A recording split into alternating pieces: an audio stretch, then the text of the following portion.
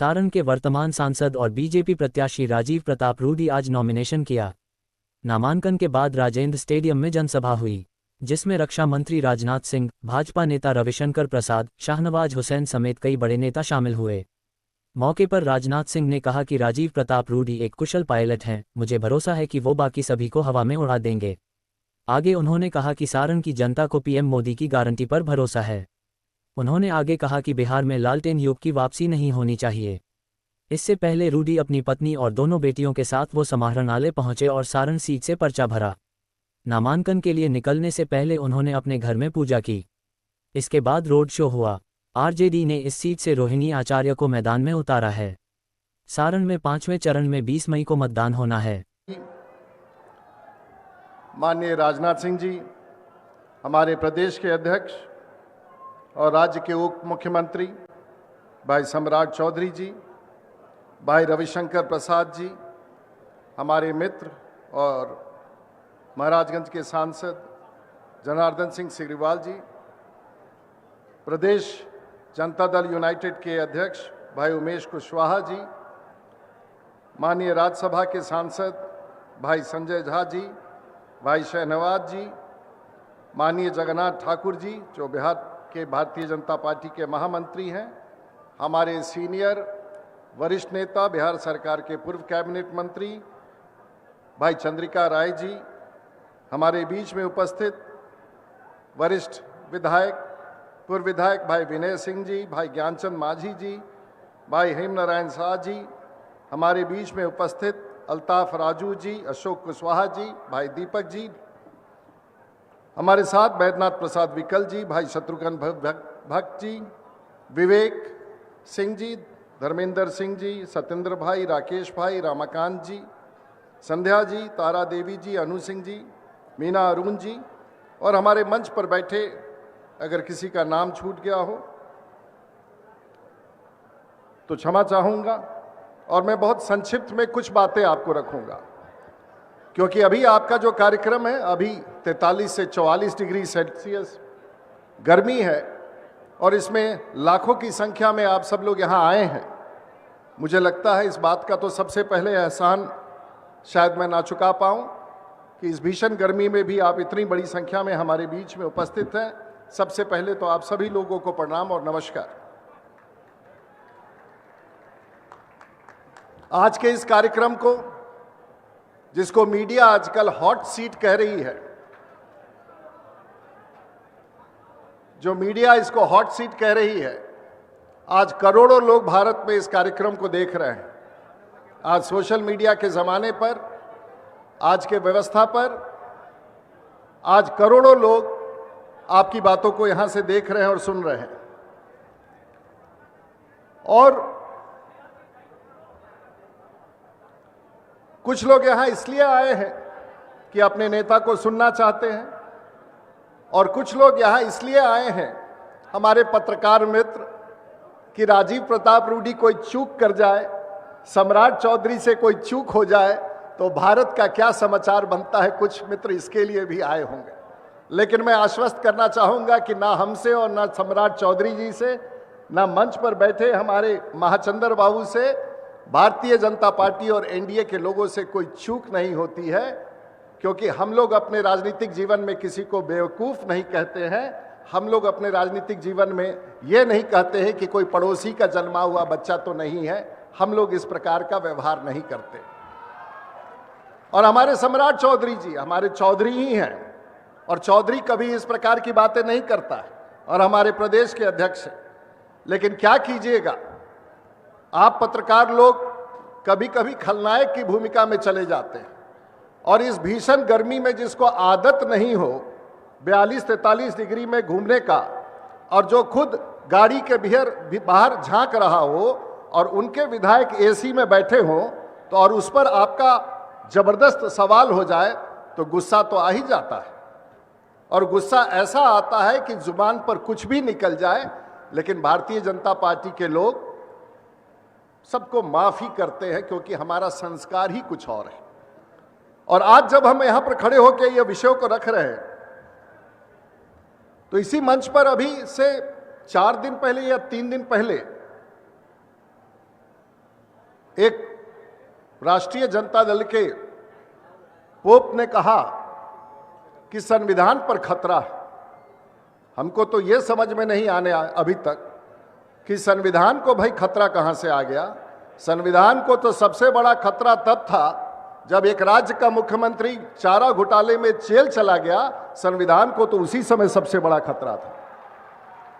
संविधान को उस समय खतरा था जब आप जेल जाते हैं और अपने पत्नी को मुख्यमंत्री बना देते हैं, तो संविधान को उस समय खतरा था। संविधान पर तो खतरा तब था, और अब आप बार बार कहते हैं कि संविधान बदल दिया जाएगा। तो हम बता दें, अब क्या कीजिएगा।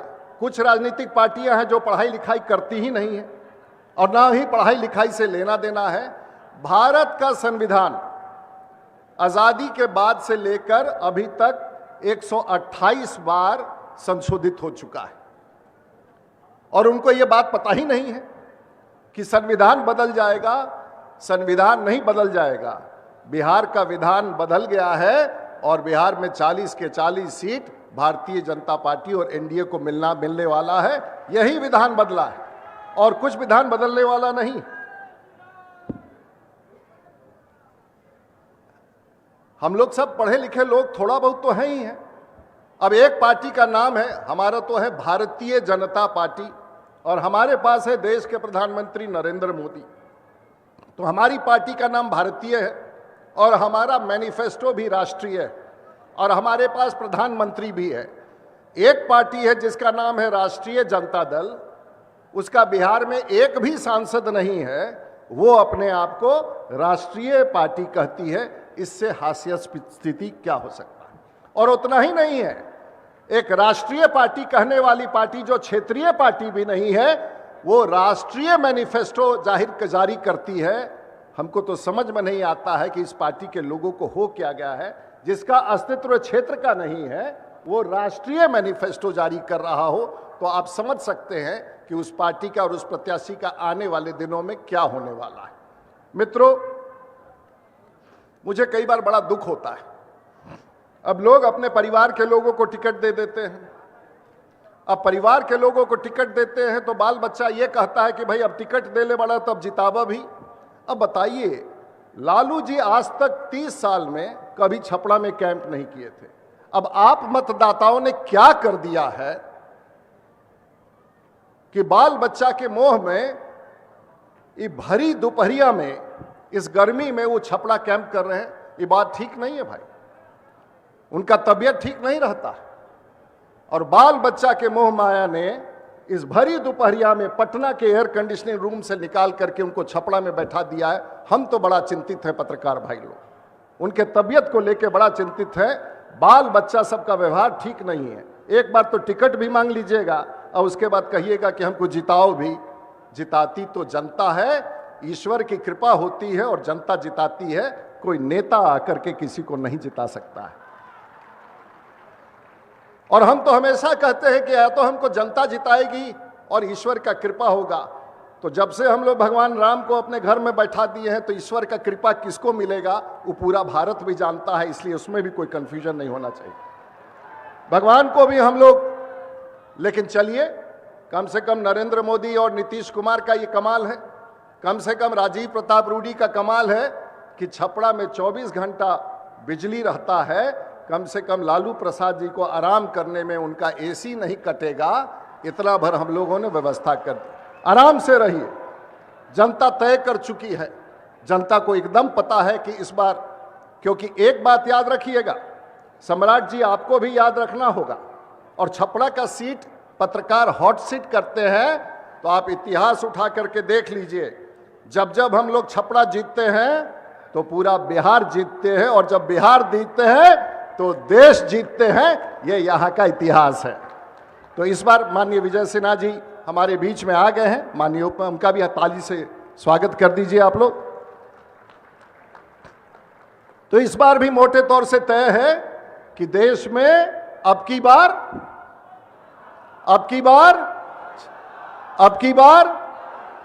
400 पार। तो जब हम लोग छपड़ा जीतते हैं तो बिहार जीतते हैं, और बिहार जीतते हैं तो देश जीतते हैं, और फिर से नरेंद्र मोदी को हम लोग फिर से प्रधानमंत्री। अब कई बार सिद्धांत की बात होती है, तो हम तो भारतीय जनता पार्टी के प्रवक्ता 20 साल रहे हैं और अभी भी हैं, और पूरा राजनीतिक जीवन हम लोगों के अखबारों में, टेलीविजन पर, स्टूडियो में बैठने पर बीत जाता था। चाहे हम लोग राम जन्मभूमि की बात करते थे, चाहे ट्रिपल तलाक की बात करते थे, चाहे धारा 370 हराने की बात करते थे, एक बार बहुमत की सरकार देश के नेतृत्व में प्रधानमंत्री के हाथों में आया और हम लोगों ने भगवान राम को अयोध्या में घर भी पहुंचाया, प्रार्थना भी शुरू करवा दी, धारा 370 भी खत्म करवाया, और ट्रिपल तलाक जो भाई हमारे अल्पसंख्यकों के घर में जो जिस तरह से जल्लादी व्यवहार होता था उसको भी समाप्त करा दिया। और जब जब हम लोगों के पास सत्ता आता है तो सैद्धांतिक रूप से भारतीय जनता पार्टी और देश के प्रधानमंत्री देश के आने वाली पीढ़ियों को इन सभी संकटों से वंचित करते हैं और दुनिया का सबसे ताकतवर देश बनाने के क्रम में हम कदम आगे बढ़ा लेते हैं। मित्रों, कितना बड़ा धोखा करते हैं ये लोग। कई बार हम लोग कहते हैं कि हमारी याददाश्त कमजोर है, और जयप्रकाश के अनुयायी होने का दावा करने वाला, जयप्रकाश के अनुयायी कहते हैं अपने आप को। 77 में छपरा की जनता ने जयप्रकाश के उस अनुयायी को यहां से सांसद बना के भेजा।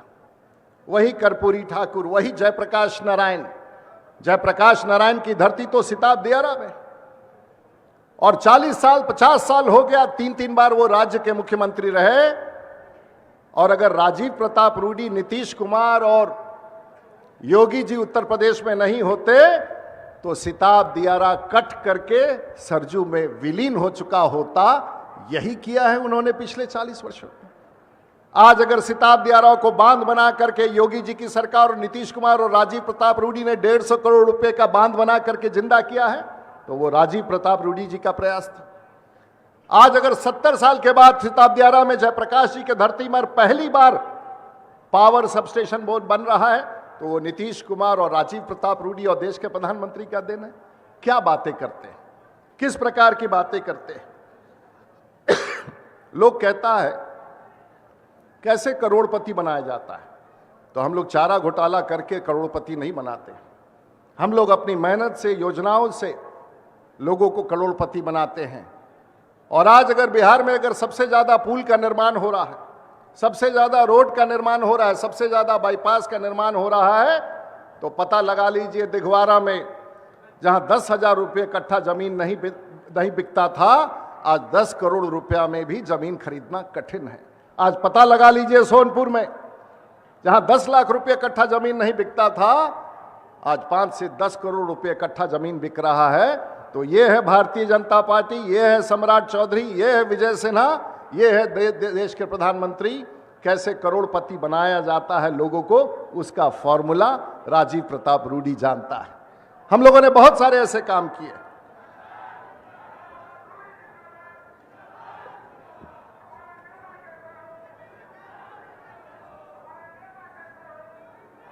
अभी हमने पत्रकारों को कहा कि भाई, किसी ने बार बार ये पत्रकार मुझसे पूछते हैं, बताइए आपको क्या कहना है, आपको खतरा किससे है। हम बोले किससे खतरा है,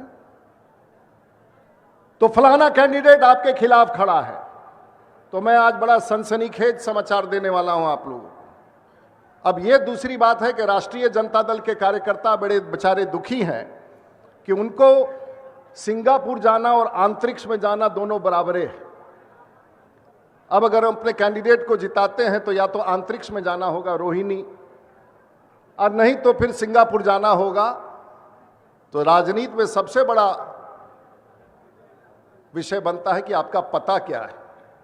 तो भाई राजीव प्रताप रूडी का 38-40 साल से एक ही पता है, मेरा गांव अमनौर है, मेरा पंचायत अमनौर हर नारायण है, मेरा प्रखंड अमनौर है, मेरा थाना अमनौर है, मेरा अनुमंडल मढ़ौड़ा है, मेरा जिला सारण है।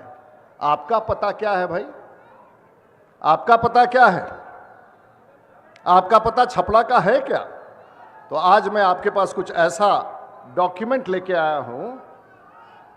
आप कहते हैं कि छपरा की बेटी है, चंद्रिका जी यहां बैठे हुए हैं, बेटी तो आपकी छपरा की है ना। जिसके साथ आपने जो व्यवहार किया, हमें दुख होता है ये विषय छेड़ने में, लेकिन सच्चाई को कोई नहीं छिपा सकता है। आप पूछना चाहते हैं, अभी नामांकन हुआ है, राष्ट्रीय जनता दल के कैंडिडेट का नामांकन हुआ है, वेबसाइट पर यह कागज है, इनका पता क्या है? जो अपने आप को छपड़ा की बेटी कहते हैं, जो अपने आप को छपड़ा के संतान कहते हैं, उनका चुनावी पता क्या है भाई? किसी ने देखा है उठा करके? उनका चुनावी पता है, और आज के बाद राष्ट्रीय जनता दल का एक भी कार्यकर्ता और राष्ट्रीय जनता दल का एक भी कार्यकर्ता सड़क पर अपने घर के बेटी और अपने घर के उम्मीदवार के लिए वोट नहीं मांग सकेगा, क्योंकि उनका पता है। आचार्य रोहिणी ऑफ समरेश सिंह, एजेड यस फलाना फलाना,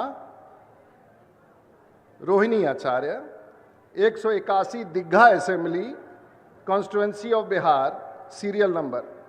तो एमएलए कॉलोनी का पता है, और रहती हैं पटना में, और कहती हैं कि छपरा की धरती की बेटी। क्षमा कीजिए, हम कभी नहीं बोलना चाहते, लेकिन लगातार सम्राट चौधरी पर प्रहार, लगातार भारतीय जनता पार्टी के कार्यकर्ताओं पर प्रहार, लगातार राजीव प्रताप रूडी पर प्रहार, इसलिए क्योंकि मेरा ऐसा मानना है और हमारे पार्टी के और हमारे कार्यकर्ताओं को ऐसा मानना है कि जो यहां का रहने वाला नहीं है, उसका छपरा के जनता पर और छपरा के धरती पर मत मांगने का कोई अधिकार नहीं,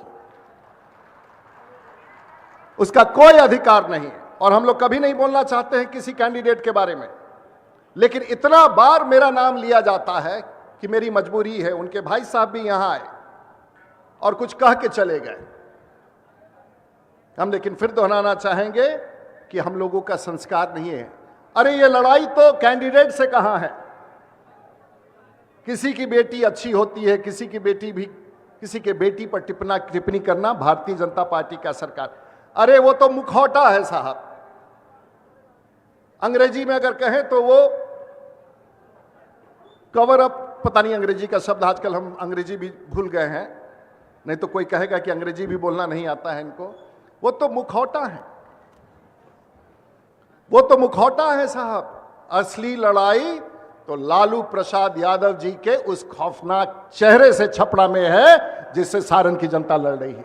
इसलिए किसी को कोई कंफ्यूजन नहीं होना चाहिए कि यह लड़ाई सीधे तौर से लालू प्रसाद यादव जी से है, सीधे तौर से राष्ट्रीय जनता दल से है, सीधे तौर से राहुल गांधी से है, और हमारा लक्ष्य तीसरी बार नरेंद्र मोदी को देश का प्रधानमंत्री बनाने का है। इसलिए बीच में किसी का कोई गुंजाइश नहीं। तो यह है उनका पता और यह है उनका व्यवसाय। कोई कहता है कि हमने प्रत्यारोपण किया, हमने किडनी दे दिया।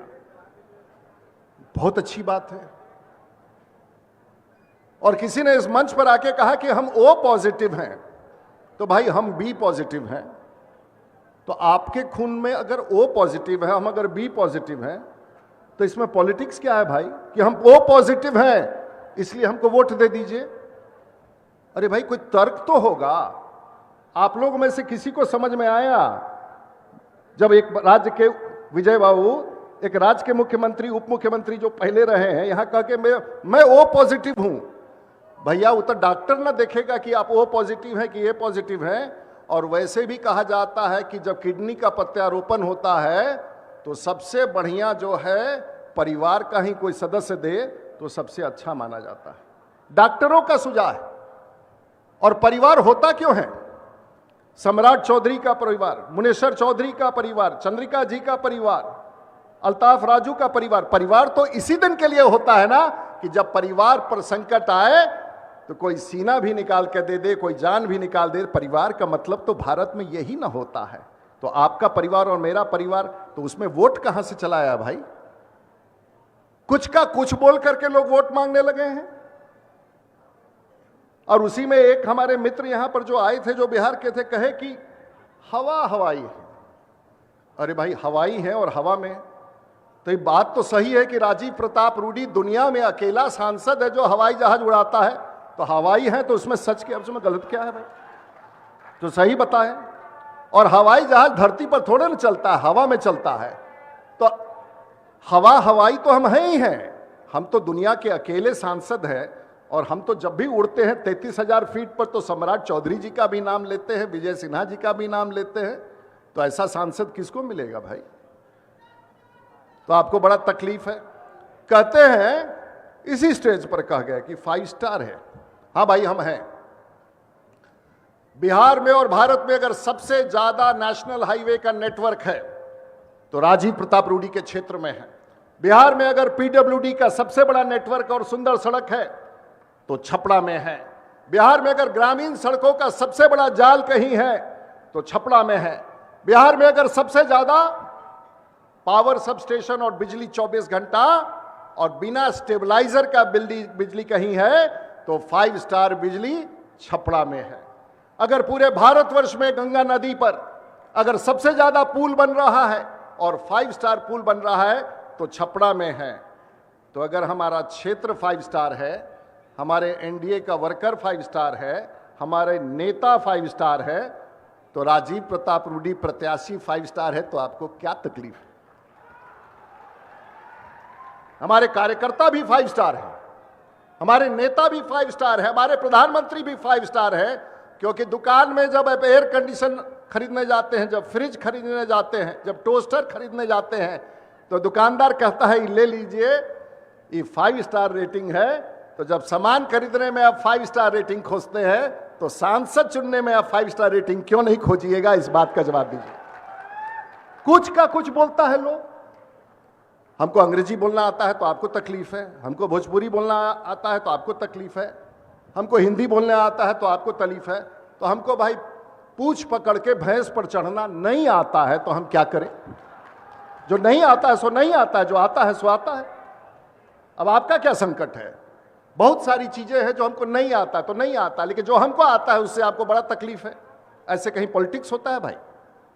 हम हवाई जहाज उड़ाते हैं तो उससे तकलीफ है, हम पार्लियामेंट में बोलते हैं तो उससे तकलीफ है, हम सोशल मीडिया पर दिखते हैं तो उससे तकलीफ है, हम अच्छा पहनते हैं तो उससे तकलीफ है, हम गरीबों के बीच में जाते हैं तो उससे तकलीफ है, हम सतुआ पिलाते हैं तो उससे तकलीफ है, हम भात दाल चोखा खिलाते हैं तो उससे तकलीफ है। भाई आप कब हमसे खुश होइएगा? हमारे पार्टी के लोग तो हमसे खुश हैं भाई, हम इतना जानते हैं। विनय सिंह खुश हैं, बाकी सब लोग खुश हैं, वेद बाबा खुश है, अशोक सिंह खुश है, आप लोग खुश हैं। हमको कोई लेना देना नहीं है कि उधर विरोध में कौन ना खुश है। जब तक आप लोग खुश हैं और आप लोग का आशीर्वाद मेरे सर पर है, हमको कोई चिंता करने की जरूरत नहीं है।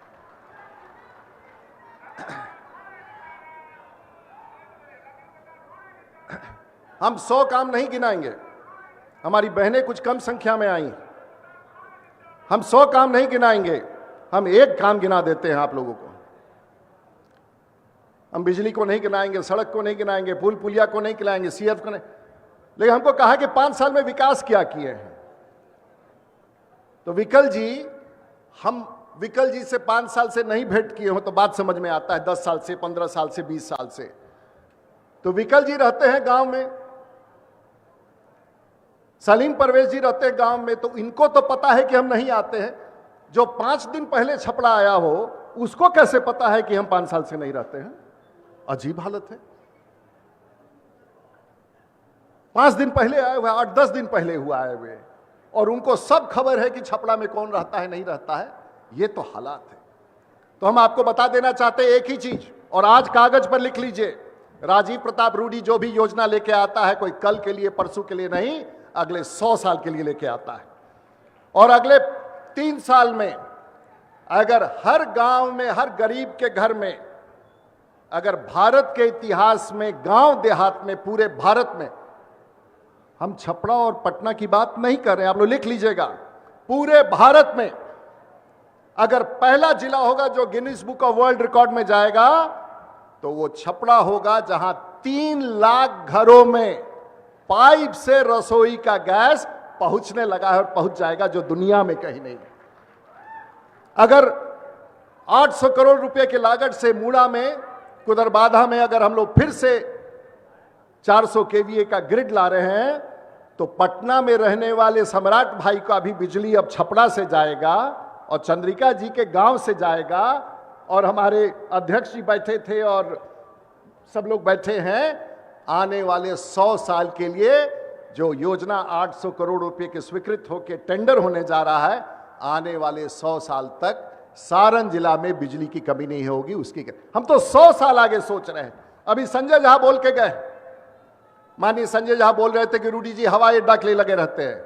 हम तो अब सीनियर सिटीजन हो गए हैं ना भाई, लगते नहीं है। कोई कहता है लगते, हम तो सीनियर, हम तो आप लोगों ने इतना एहसान हम पर लाद दिया है कि अब हम चुका नहीं पा रहे हैं और आगे भी आप लादते चले जा रहे हैं। लेकिन अगले 100 साल के लिए, आने वाली पीढ़ियों के लिए, अगर दिल्ली के बगल में नोएडा है तो पटना के बगल में सोनपुर और छपरा है। हमारा नोएडा, छपरा और सोनपुर है, ये हमारा संकल्प। अरे सोचते तो मैं, अगर देश में दक्षिण एशिया का सबसे बड़ा हवाई अड्डा अगर बनेगा तो छपरा की धरती पर पड़ेगा।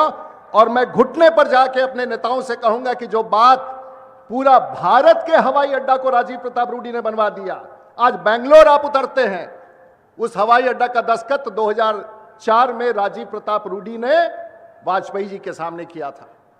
अगर आप हैदराबाद उतरते हैं तो उस हवाई अड्डा को देखिएगा तो उसका 2004 में दस्तखत राजीव प्रताप रूडी ने किया था। अगर आप बंबई हवाई अड्डा पर उतरते हैं, उसका दस्तखत राजीव प्रताप रूडी ने 2004 में किया था। आज दिल्ली हवाई अड्डा जो आप देख रहे हैं, उसका दस्तखत राजीव प्रताप रूडी ने किया था। जब देश के एयरपोर्ट को बनाने की क्षमता रखता है तो राजीव प्रताप रूडी अपने सारण, अपने बिहार की धरती पर दक्षिण एशिया का सबसे बड़ा हवाई अड्डा बनाने की मैं तो घुटनों पर जाऊंगा। और मैं लोगों से कह भी रहा हूं कि प्रस्ताव तैयार है, सरकार में बैठे हैं आप, कल तय कीजिए और परसों से धरती का सबसे बड़ा एयरपोर्ट बना के दिखा दिया जाएगा, जहां करोड़ों लोगों को अरबों रुपया की जमीन का भाव होगा, करोड़ों लोगों को रोजगार मिलेगा। लोग कहते हैं कि रोजगार क्या दिए, आप सब लोग छपरा के धरती के रहने वाले हैं। कहा उन्होंने कि भाई हम बेला फैक्ट्री लगाए हैं, कहा उन्होंने कि हम जी फैक्ट्री लगा रहे। हाथ उठा करके एक आदमी बता दे, और सम्राट जी इसको पूछिएगा भी, चंद्रिका जी के घर के पीछे में बेला फैक्ट्री लगा है।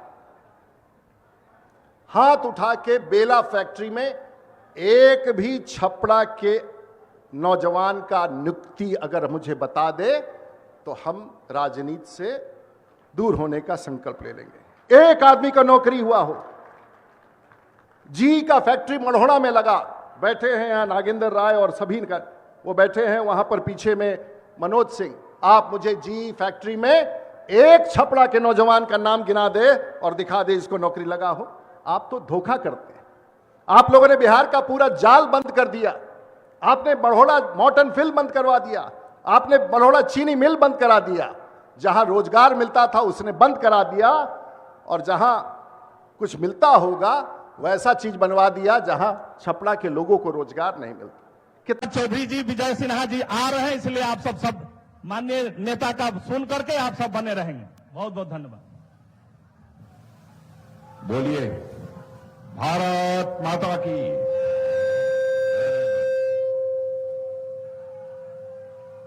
आप लोगों की आवाज के साथ यह माइक भी जरूरत से ज्यादा आवाज कर रही है।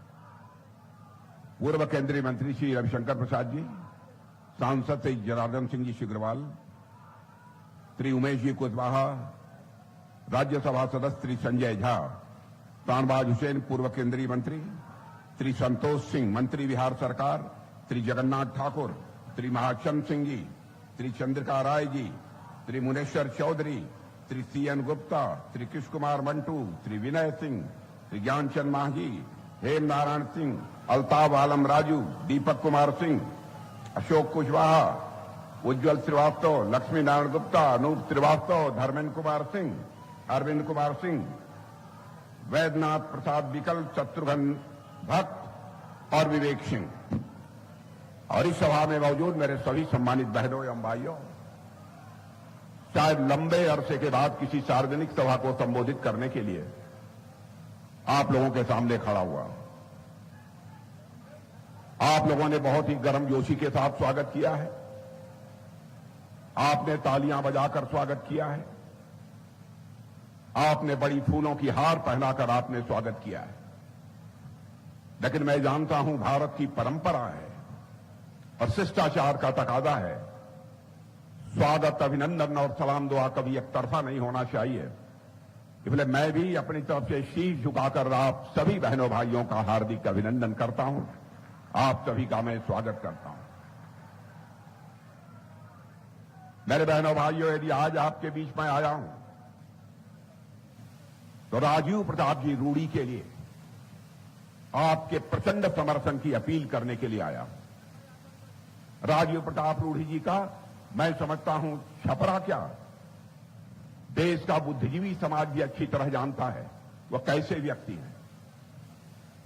भारत की संसद में जिस प्रभावी तरीके से आपकी आवाज को बुलंद करने का काम राजीव प्रताप जी रूडी करते हैं, बहनों भाइयों, उसकी जितनी भी सराहना की जाए वह कम है। ये एक अच्छे वक्ता हैं, प्रभावी तरीके से देश की समस्याओं को भारत की संसद में आवाज देते हैं राजीव प्रताप रूडी। तो एक अच्छे पायलट भी हैं। मुझे पक्का विश्वास है कि चुनाव में भी आप सबका इन्हें समर्थन प्राप्त होगा और सारे विपक्षी दलों को हमारे राजीव प्रताप रूडी जो एक कुशल पायलट हैं उनको हवा में उड़ा देंगे। मैं पूरी तरह से आश्वस्त हूं। मेरे बहनों भाइयों, गुजरात में सूरत में, गुजरात के सूरत संसदीय निर्वाचन क्षेत्र में विजय का श्रीगणेश हो चुका है। आपने देखा होगा कि इंदौर के कांग्रेस प्रत्याशी ने भी अपना समर्थन लेकर भारतीय जनता पार्टी अपना नामांकन वापस किया और अपना समर्थन भारतीय जनता पार्टी को दिया है। चारों तरफ सारे हिंदुस्तान में, देश के अधिकांश राज्यों में मेरी सार्वजनिक सभाएं हो चुकी हैं। आज आप सबके बीच में हूं। सारे देश का माहौल जो देखने को मिल रहा है, मुझे लगता है कि हम लोगों ने जो 400 पार का लक्ष्य निर्धारित किया है बहनों भाइयों, वह 400 पार का लक्ष्य प्राप्त करने में हम पूरी तरह से कामयाब होंगे, यह मेरा पक्का विश्वास है। मोदी जी के नेतृत्व में हमारी सरकार को काम करते हुए आप पिछले 10 वर्षों से देख रहे हैं। बहनों भाइयों, चाहे कोई दावा कुछ भी करे, लेकिन इस सच्चाई को कोई मां का लाल नकार नहीं सकता है।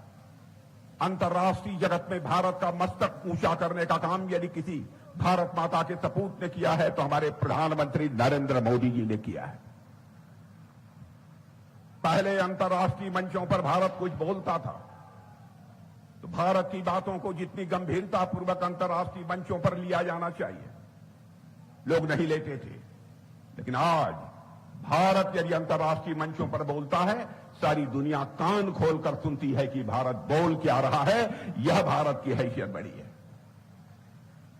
धन दौलत के मामले में भी हमारा भारत 2004 से लेकर आदरणीय अटल बिहारी वाजपेयी जी की सरकार जाने के बाद, जब डॉक्टर मनमोहन सिंह जी प्रधानमंत्री बने थे, तब से लेकर 10 वर्षों तक उन्होंने हुकूमत चलाई है। 2014 तक हमारा यह भारत दुनिया के देशों में धन दौलत के आकार के मामले में, इकोनॉमी की साइज के मामले में दुनिया में 11वें स्थान पर खड़ा था। लेकिन मेरे बहनों भाइयों, मोदी जी के नेतृत्व में हमारी सरकार ने जिस तरीके से करिश्माई काम किया है, आप भी सीना ठोक कर कह सकते हैं, धन दौलत के मामले में जो हमारा भारत 2014 में 11वें स्थान पर था, वह जंप लेकर आज दुनिया में 5वें स्थान पर पहुंच गया है। मेरे बहनों भाइयों,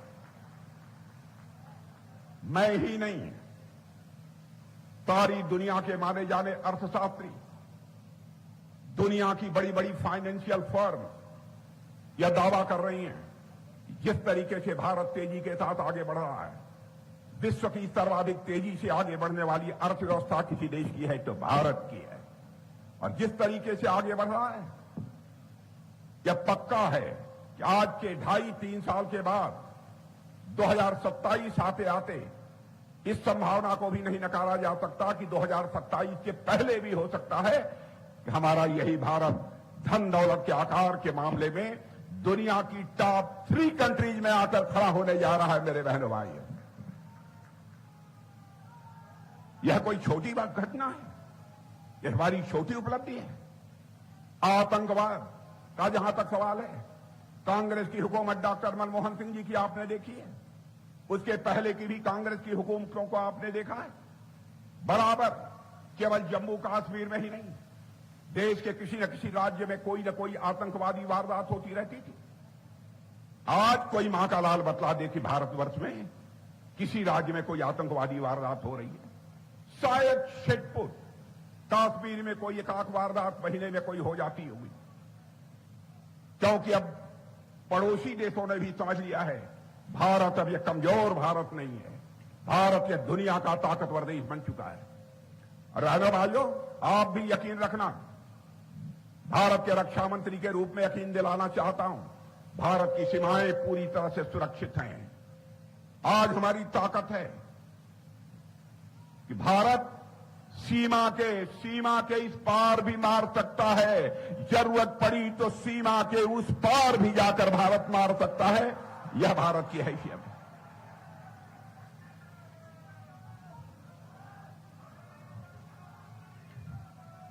और मेरे बहनों भाइयों, मैं यह भी कहना चाहता हूं, भ्रष्टाचार, और मैं जानता हूं भ्रष्टाचार से बिहार के लोग बहुत ही त्रस्त हैं। हर सरकार, बैठ जा बेटा, हर सरकार जो भी बिहार में बनती रही है दावा करती रही है हम आएंगे, हम भ्रष्टाचार को मिटाएंगे। पंडित जवाहरलाल नेहरू ने भी कहा था भ्रष्टाचार समाप्त करके हम भारत की गरीबी को समाप्त करेंगे। इंदिरा जी ने भी कहा कि भ्रष्टाचार को मैं समाप्त करके भारत की गरीबी को दूर करूंगी। डॉक्टर मनमोहन सिंह जी भी यही कहते रहे, राजीव गांधी जी ने भी इसके पहले यही कहा था। लेकिन भ्रष्टाचार समाप्त नहीं हुआ मेरे बहनों भाई। लेकिन मैं आपसे पढ़े लिखे लोगों से अपील करना चाहता हूं, अब तक की जितने भी कांग्रेस की सरकारें नहीं है, एक भी ऐसी सरकार नहीं है जिस सरकार के मंत्रियों के ऊपर अथवा सरकार के ऊपर भ्रष्टाचार के गंभीर आरोप न लगे। यहां तक कि डॉक्टर मनमोहन सिंह जी के शासनकाल में सरकार में बैठे हुए मंत्री को भ्रष्टाचार के आरोपों के कारण जेल की हवा खानी पड़ी थी। लेकिन कोई मां का लाल यह बतला दे, चाहे हमारे आदरणीय अटल बिहारी वाजपेयी की सरकार रही हो, चाहे मोदी जी के नेतृत्व की आज की सरकार हो, बहनों भाइयों, कोई उंगली उठाकर कह दे कि हम फला मंत्री भारतीय जनता पार्टी में भ्रष्टाचारी है, कहे तो कोई। आरोप लगाने के लिए चाहे कोई भी आरोप लगा दे। और मैं याद दिलाना चाहता हूं, राजीव गांधी जी भारत के प्रधानमंत्री थे। बहनों भाइयों, मैं किसी प्रधानमंत्री की कभी आलोचना नहीं करता हूं, क्योंकि मैं मानता हूं प्रधानमंत्री चाहे किसी भी राजनीतिक पार्टी का हो, वह व्यक्ति नहीं होता है, वह संस्था होता है। लेकिन राजीव गांधी जी ने एक बार अपनी मजबूरी जाहिर करते हुए यह कहा था, क्या करें, हम दिल्ली के बैंक से 100 पैसा भेजते हैं, लेकिन नीचे पहुंचते पहुंचते लोगों की जेबों में बामुश्किल 14 पैसा पहुंच पाता है। 86 पैसा यह भ्रष्टाचार की भेंट चढ़ जाता है। लेकिन किसी भी सरकार ने इस संकट से निपटने के लिए जो कुछ प्रभावी कदम उठाए जाने चाहिए थे, नहीं उठाए। लेकिन हमारी सरकार ने, हमारे प्रधानमंत्री ने यह काम किया। बहनों भाइयों, 2014 में सरकार बनी थी, मैं भारत का गृह मंत्री था, प्रधानमंत्री जी बैठक ले रहे थे, हम दोनों लोग बैठक में थे। वह अधिकारियों को निर्देश दे रहे थे कि भाई किसी के पास पैसा हो अथवा न हो, जीरो बैलेंस अकाउंट खोलो। भारत का एक भी परिवार से इससे ही बचना चाहिए जिसका बैंकों में खाता न खुल जाए। मैंने पूछा कान में कि मोदी जी ऐसा क्यों, क्या जल्दबाजी है? कहे राजनाथ जी इसके बाद बैठकर मैं बतलाऊंगा, करिश्मा होगा भारत के अंदर। और आपने देखा जनधन खाता खुलने का क्या करिश्मा हुआ है। हमारे प्रधानमंत्री ने जनधन, आधार, मोबाइल की एक ऐसी त्रिमूर्ति खड़ा कर दी है कि आप सब भी अच्छी तरह जानते होंगे। आज दिल्ली के बैंक से 100 पैसा चलता है तो 100 का 100 पैसा आपकी जेब में पहुंचता है मेरे बहनों भाई।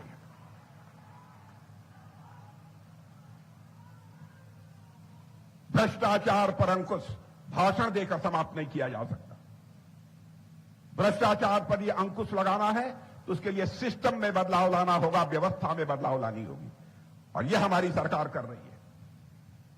और मैं भारत की ताकत इसको देखना चाहते हैं मेरे बहनों भाइयों।